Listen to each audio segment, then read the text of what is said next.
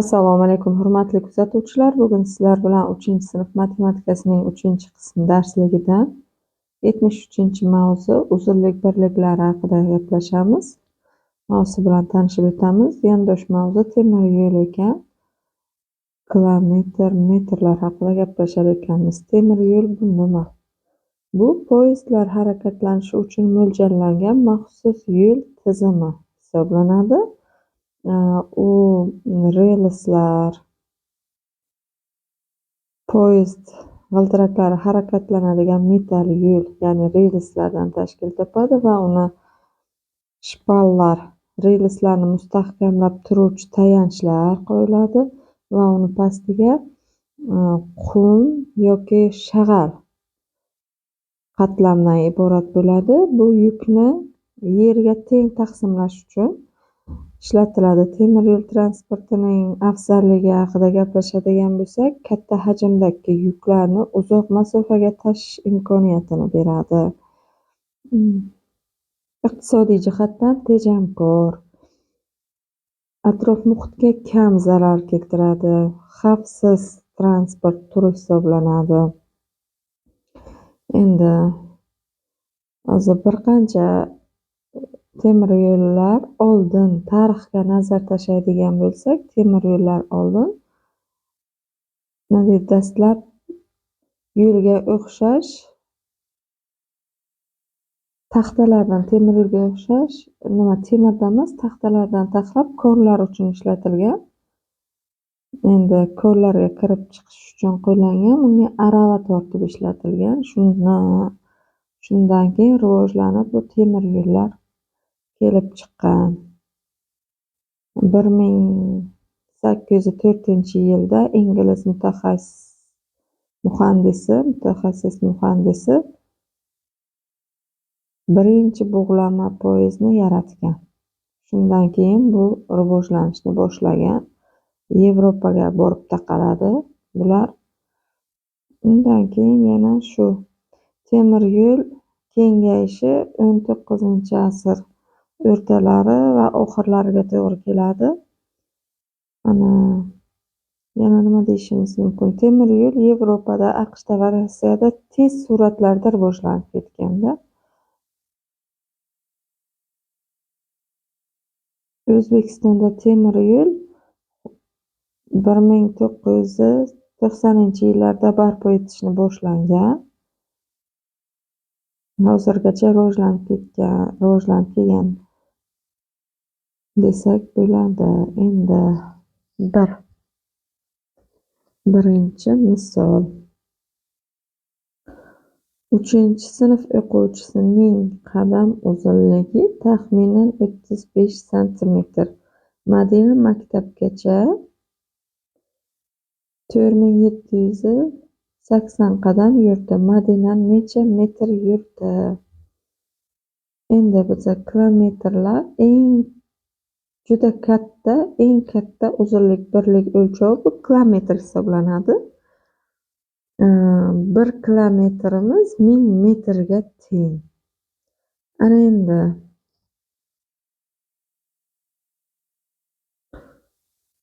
Madinaning qadam uzunligi 35 sm ekan. Madina 4780 qadam yuribdi. Madina necha metr masofa bosib o'tdi deyapti. Bu uchun oldin 4780 ni ko'paytiraman 35 ga.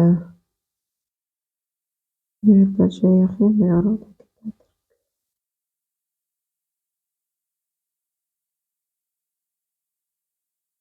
4780 ko'paytirilgan 35.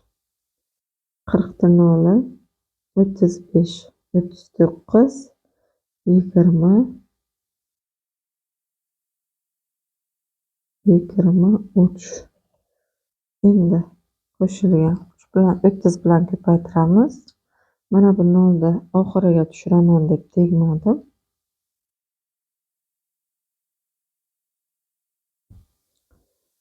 Endi 30 bilan ko'paytiramiz, nolni berayozamiz 30 ni. 24 4 ni 21, 23, 12, 14. Bu 0 kelib pastga tushadi. 0, 13 ni 3, 6, 7, 6 va 1 santimetr.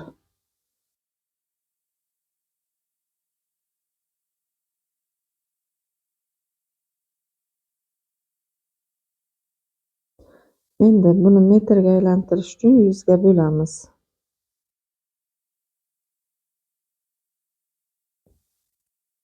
100 bo'lingan 100. Bu chiqadi metr.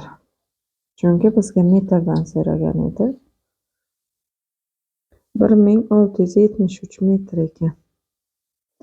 Endi 2. Berilgan uzunlik birliklarda ifodalang.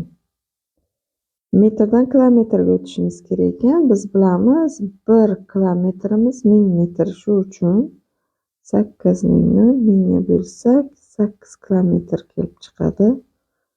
Endi bunisi. Bu 3 ta xona metrga tegishli, 4-xona kilometrga tegishli. Chunki 4000 bo'libdi. Bu 4 va 78 metr. Ana endi 3 kilometrni detsimetrga o'tkazish kerak ekan. Buni pastdan yozaman. 3 kilometrni oldin metrga o'taman. Metrga o'tsam 3000 bo'ladi va yana o'ngga ko'paytiraman. Metrga o'tgandan keyin 30000 detsimetr. Mana bu 30000 detsimetrga teng. Keyingisi. Endi bu metrga o'tishimiz kerak ekan. Buni ham pastdan yozaman. 7 ko'paytiraman 1000 ga va qo'shaman 233 ta. Bu bo'ladi 7233 metr. Mana bunisi 7233 metr. Bunisi kilometrdan kilometrga, metrga demoqchi bo'lganman. Shuni o'ziga teng bo'ladi-da bu. 56000 kilometr. Bunisi endi metrga o'tish uchun biz bilamiz, 1 metrimiz 10 detsimetr. Buni 10 ga bo'lamiz. Bu kelib chiqadi 720 metr. Mana. Endi 3 eng kichik o'lchov birligiga o'tkazib hisoblang. Buni yozamiz. Demak, misollarni ko'chirib oldik. Boshlaymiz. Kilometrdan metrga o'tamiz. 1000 1 kilometrimiz 1000 metr. 1000 ga 239 qo'shsam 1239 metr qo'shilgan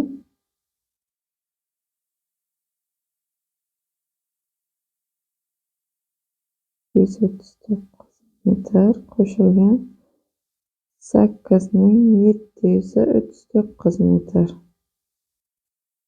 Endi ikkalasini qo'shadigan bo'lsak, bizga kelib chiqadi.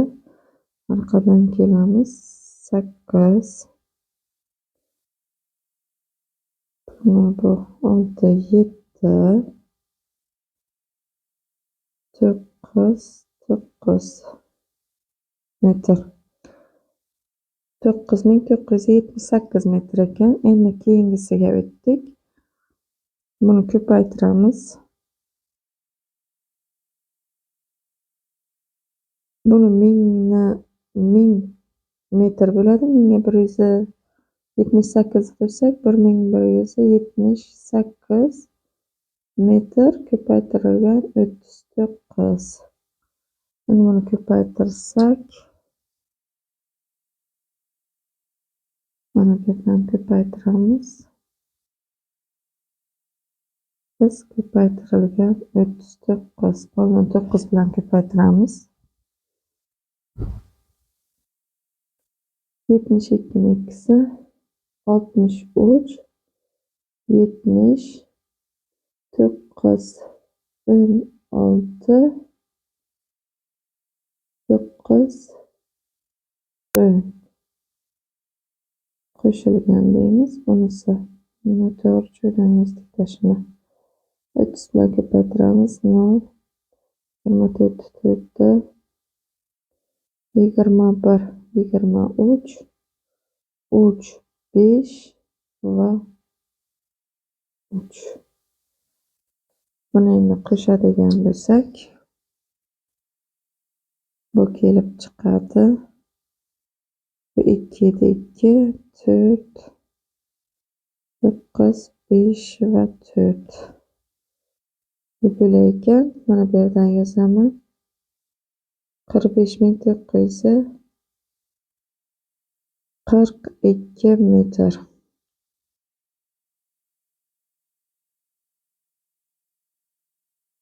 Keyingisi, buni oldin ayirib olamiz, aylantirib olamiz. 4023 ayrilgan metr. Ayrilgan 2007 metr. Ko'paytirilgan 4.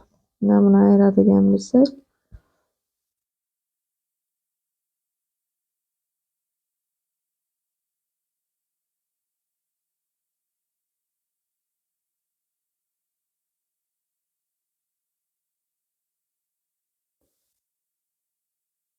yirtik 6, 16, 0, 2. 2016 metr ko'paytirilgan 4. Bu kelib chiqadi bizga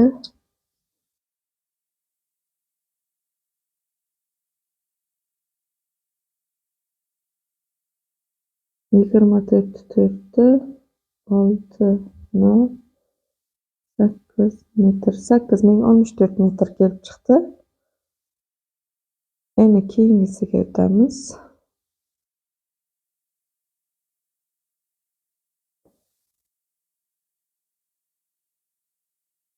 Buni oldin metrga, keyin detsimetrga o'tamiz. Bu bo'ladi 4034 metr. 4 tushdi, kechirasizlar. Va bitta 0 qo'ysak 40340 detsimetr bo'ladi. Ayiramiz.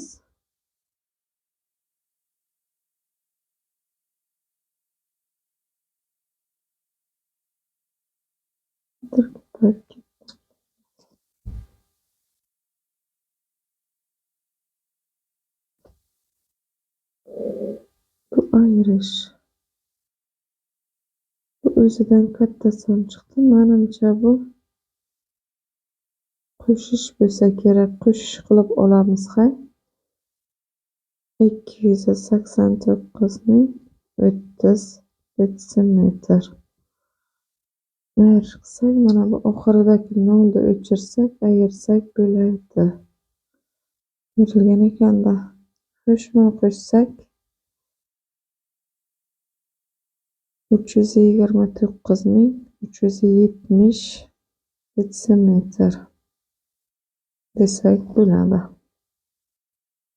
Bunisini aylantiramiz. 80.976 metr bo'lingan 14. Bu kelib chiqadi 5784 metr. Endi bunisi 5198 qo'shilgan 3112 metrdada ikkalasiyam. Bo'lingan 3. Ikkalasini qo'shadigan bo'lsak,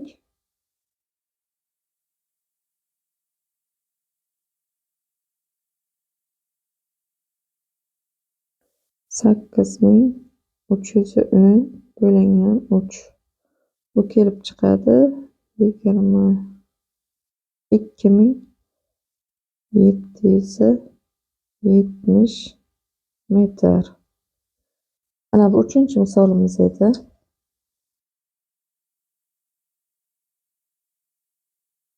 Va keyingisi 4-chi misolga qaraymiz. Uydan vokzalgacha bo'lgan yo'lning uzunligi 2 kilometr 400 metr. Qor yog'gandan so'ng uning ustida 2 xil oyoq izlari zanjir tushgan.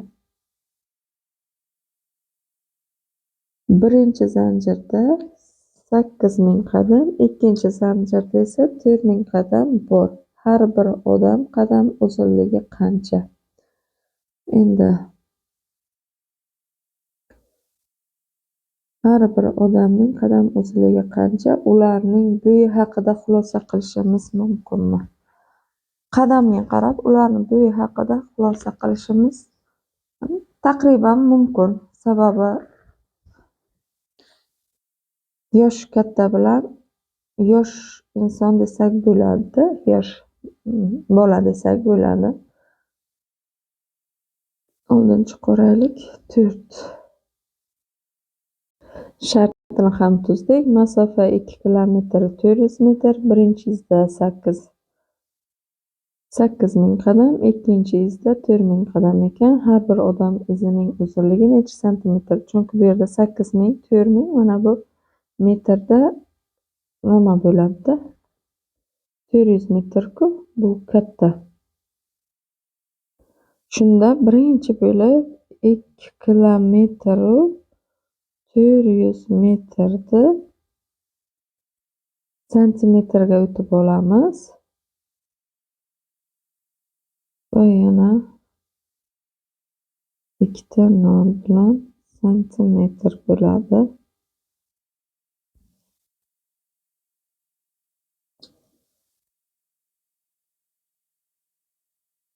Mana endi buni 240 mingni bo'lamiz 800 ga. 8000 ga. Bu kelib chiqadi shunda 3 ta 0 bilan ketadi. 24 8 ga bo'lsak 3 va 0 santimetr. Birinchi izniki 30 santimetr ekan.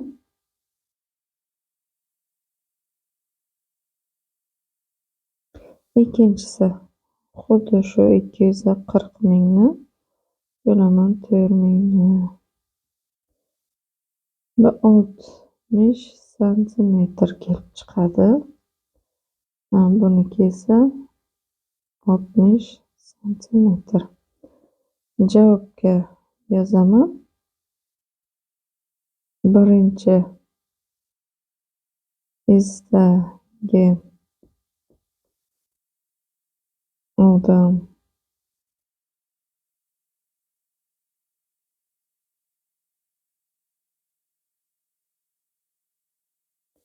birinchi odam izi desak bo'lardi. Birinchi izdagi odam izdagi uzunlik demak 30 santimetr. Ikkinchi izdagi uzunlik 60 santimetr desak bo'ladi.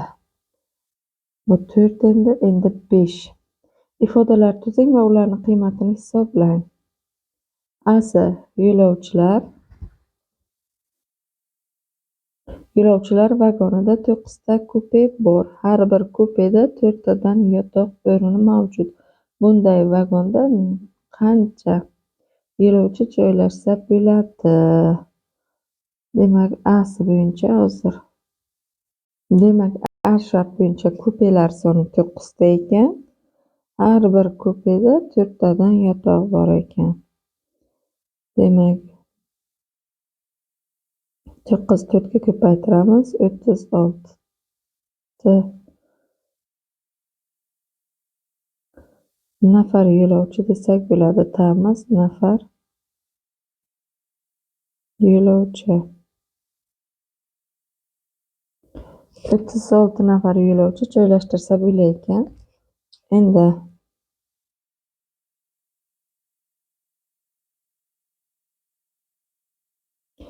B sharti bo'yicha yo'lovchi poyezdi 4 soatda 340 kilometr yo'lni bosib o'tdi. U 6 soatda necha kilometr yo'lni bosib o'tadi? Demak, 4 soatda 340 kilometrda 6 soatda chiziqcha 40 kilometrda. Endi 340 ni 4 ga bo'lib, bu 1 soatga qancha yurishini topib olamiz. Bunga kelib chiqadi 85. 85 ni endi ko'paytiramiz 6 ga. Bu bo'ladi 510 kilometr. Endi D sharti bo'yicha Toshkent, Buxoro, Urganch, Xiva yo'li 1160 kilometrni tashkil etadi. Buxoro, Urganch, Xiva yo'li esa 695 kilometr qisqa. Bu yo'ldan qisqa ekan. Urganchdan Xivagacha bo'lgan yo'l 40 kilometr, Buxorodan Urganchgacha bo'lgan yo'l qancha?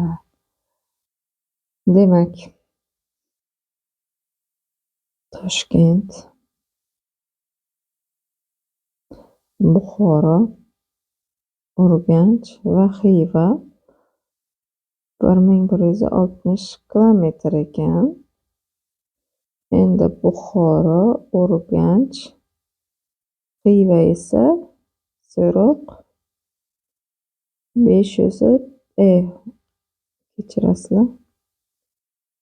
695 kilometr qisqa ekan.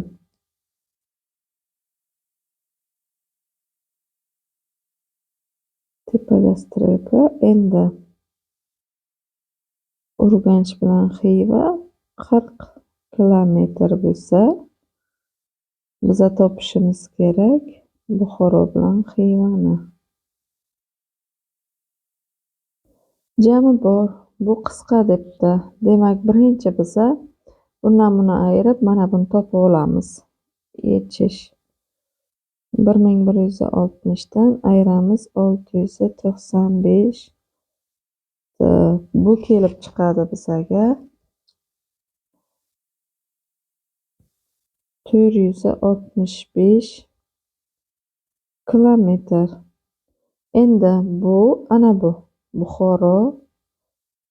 Buxoro, Urganch, Xiva 465 kilometrligi aniq. Endi Urganch bilan Xivagacha 40 kilometr bo'lsa, Urganch Xiva 40 kilometr bo'lsa,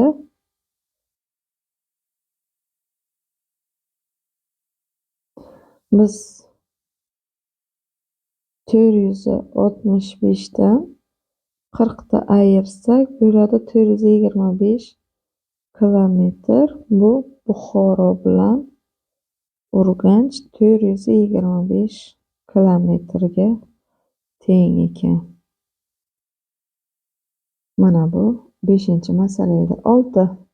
Ushbu tengliklardan noma'lum bo'linuvchini toping. Topshiriqlarning qaysi biri qoldiqli bo'lishni noto'g'ri berilgan? 6ni boshlaymiz. Oldin qoldiqli bo'lishni tekshirish uchun eslaymiz. Qoldiqli bo'lishni tekshirish uchun bo'linmani, mana bu bo'linma 9, bo'luvchiga 4 ga ko'paytirib qoldiq qo'shilar edi. Endi x teng 9 ko'paytirilgan 4 va qo'shilgan 2. X teng 38 bo'ladi. Bunisi ham xuddi shunday. m teng mana bu 2 ko'paytirilgan 7 qo'shilgan 3. M teng bo'ladi 14 17. Keyingisida ham shunday ishlanadi. T bo'lingan 6 teng 3. Bu 5 qoldiq. Bunisi y bo'lingan 2 teng 8 3 qoldiq. Demak, buni bajaramiz. T teng bo'ladi. Bu bunga ko'paytirilib, bu qo'shiladi. 6 ko'paytirilgan 3 qo'shilgan 5. Qoldiq qo'shiladi har doim. T teng 23. Endi bunisiga endi bo'linuvchidan qoldiq katta chiqqani uchun bu xato. Noto'g'ri berilgan. Chunki bo'luvchidan qoldiq katta bo'lmasligi kerak qoida bo'yicha. Mana qoldiq bo'luvchidan katta. Bu noto'g'ri hisoblanadi.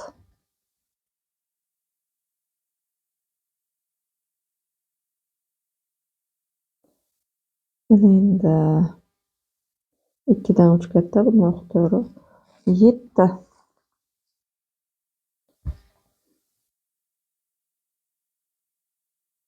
Kattagli maydonda ikkita shakl tasvirlangan. Qaysi shaklning perimetri katta ekanini aniqlang. Bu yerda ikkoviga ham bittani shu kattagida 1 metr deb olishimiz kerak ekan. 1 2 3 4 5 6 7 8 11 12 13 14 15 16. 16 yana bu yog'i ham xuddi 16 da bo'lsa, bu 32 metr bo'ladi. Bunisi teng ertasidan bo'lib olay. 1 2 3 4 5 8 9 10 11 12 13 14 15 16 ekan. Bu ham 32 metr ekan. Demak, ikkalasi teng ekan. Ikkovining ham perimetri 32 metrdan ekan. 8 ifodalarni hisoblang. Qadimda katta masofalar qanday birliklarda o'lchangan? Endi 8 da boshlaymiz. Endi misolni mana bu yerda tushirib oldik. Birinchi, ikkinchi ishlarini bajarib ketaveramiz va oxirida javobini yozamiz. Qavs ichi 1, bu 2, 3, 4. Birinchi ish, demak, 5179 dan ayirishimiz kerak. 4951 da 8 2 2 228.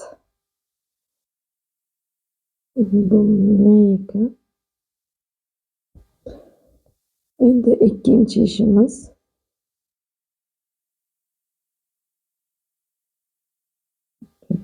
Ikkinchi ish. 45.000 ni bo'lishimiz kerak 500 ga. Ikkita nol ketadi. 45 ta ichiga 9 va 90. Ekan.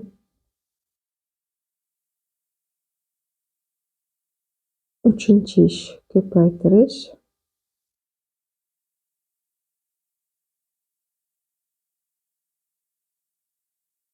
228 ko'paytirilgan 90. Bu bo'ladi. 72 ning ikkisi 18. 18 ga 7 ni qo'shsak 25 da 5 18 20 va 0. 20.520. Bu L harfi ekan. 4-chi ish qo'shish.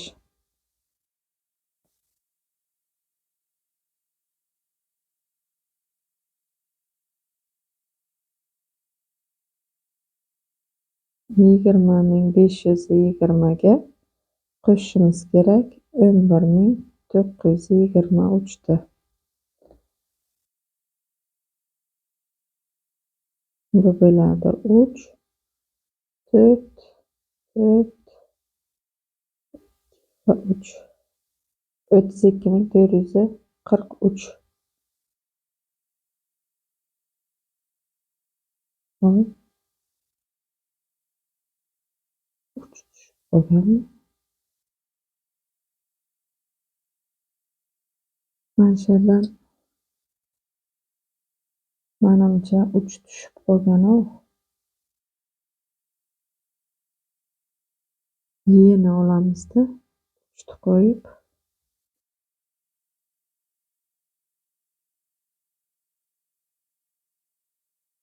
Buni javobi chiqadi 2443. Endi milliy so'zi kelib chiqdi. Bu qadimgi eng katta masofani o'lchaydigan birliklardan biri bo'lgan ekan. Endi ikkinchisini bajaramiz. Ishlarni qo'yib chiqamiz. Birinchi ish 2, 3, 4, qavs beshinchilarni qo'shish 5, ayirish 6. Birinchi ish 61 ni 4 ga ko'paytiramiz.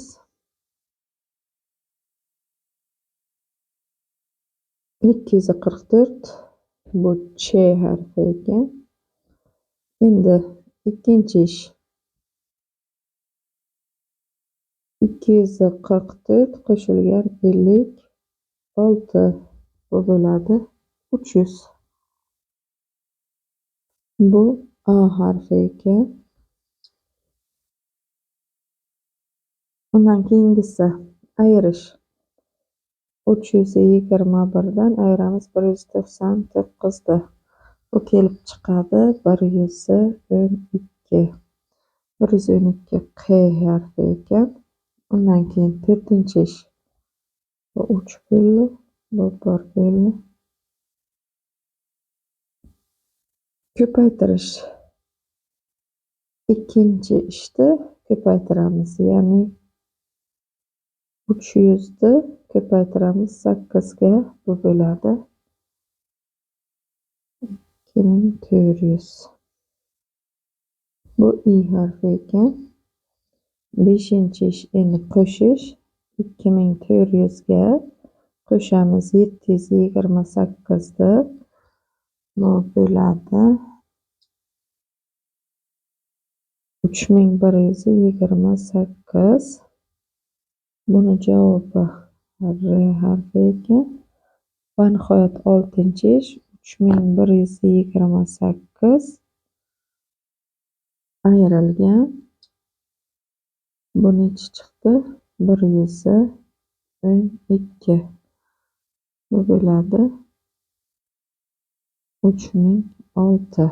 3006 degan javob I ekan. Chaqira so'zi ishlatilgan ekan. Endi 8 bo'ldi 9. Ifodalari yozing va ularning qiymatini hisoblang. 9-misol. Ifodalar yozing va ularning qiymatini hisoblang. Demak, A sharti bo'yicha 5780 soni bilan 900 va 12 sonining bo'linmasini yig'indisi debdi. Demak, qo'shilgan 900 bo'lingan 12. Endi buni birinchi ishlaymiz. 900 ni 12 ga bo'lamiz. 90 ga 8 ta bersak, yo'q, 7 ta beramiz. 14, 4, 84, 6, 60, 60 ni ichiga 5 ta bor. 60. Demak 75 ekan. Endi 5780 dan ayiramiz 75 ta. 5, 0, 57. 5705 kelib chiqdi. B sharti bo'yicha endi 405 va 18 sonning ko'paytmasi bilan 3976 sonni ayirmasi ayrilgan 3976. 405 ko'paytirilgan 18. 40 noli 4 32. Endi 10 bilan ko'paytirsak 400 0 9 2 7. Demak, ikkinchi ishini 7290 ayrilgan 3976. 4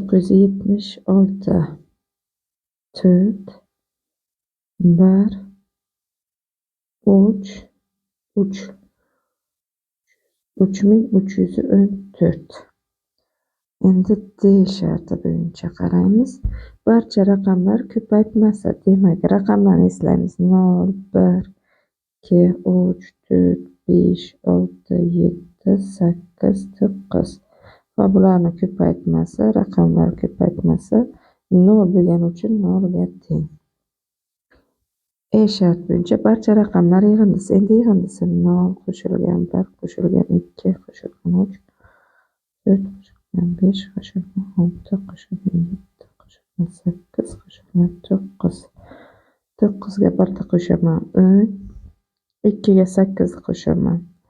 Yana bitta 10, 3 ga 7 10, 3 ta 10lik bo'ldi, 4 ta 10lik bo'ldi va 5 ni qo'shsam 45. Bu 9 edi. Endi 10. Jasurga bekatgacha eng qisqa yo'lni tanlashga yordam bering. Eng qisqa yo'lning uzunligi qancha? Demak, Jasurga mana shu yo'l eng qisqa yo'l hisoblanadi. Qolganlari hammasi uzun. Hisoblab chiqishlaringiz ham mumkin. Bu joyini bularni qo'shib chiqsak, qanchaligi kelib chiqadi? Endi bularni metrga aylantirib oling. Mana bu 1239 metr bo'lsa, mana bu metrdan metrga o'tsak 735 metr bo'ladi. Bular hammasini qo'shadigan bo'lsak, bu kelib chiqadi bizga 3560 metr. Mana shu yo'lning uzunligi 3560 metr ekan. Endi 11. Eng kichik o'lchov birlikka o'tkazib hisoblang. Birinchi misol. Demak, misollarni ko'chirib oldik, hisoblaymiz. Buni kilometrdan metrga o'tamiz. 7410 metr qo'shilgan 2035 metr. Bu 1035 qo'shsak shu chiqadi. Bu kelib chiqadi bizga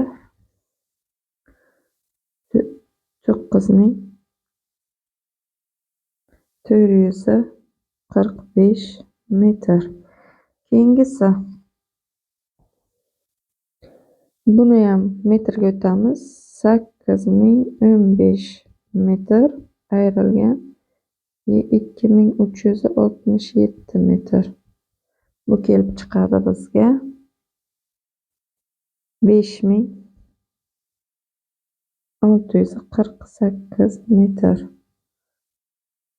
Endi bunisi 7128 metr bo'lingan 9.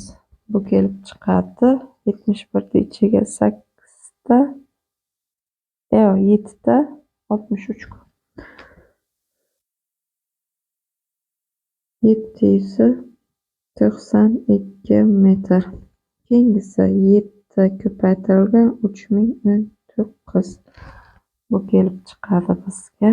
Orqadan ko'paytirib kessak 3 1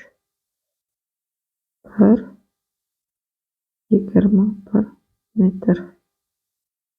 21 kilometru 133 metr desak ham bo'ladimi? Bu 11-misol ketdi. 12-masala.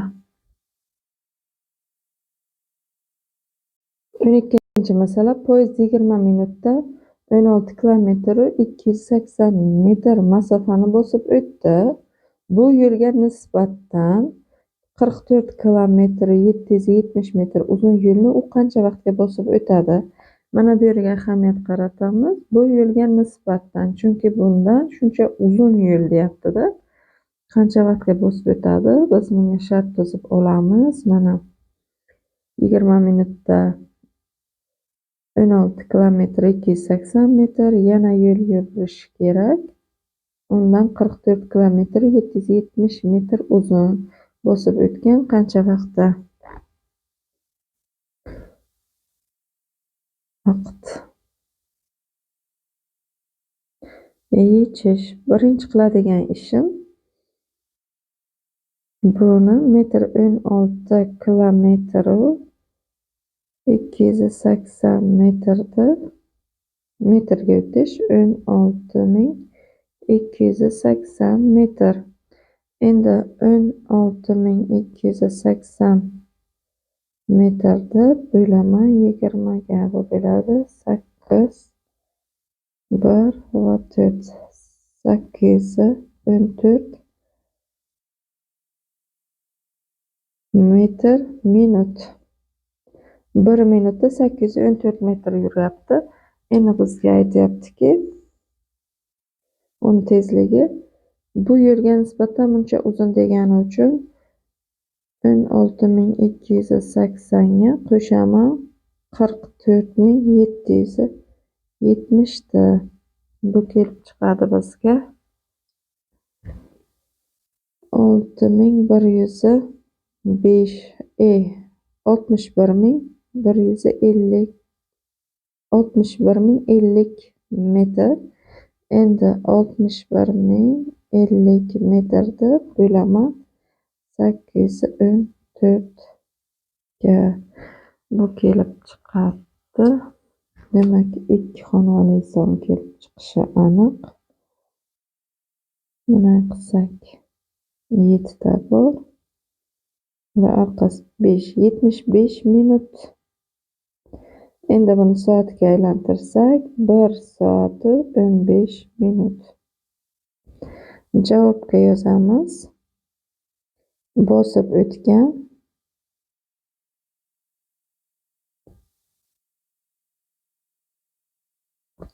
1 soat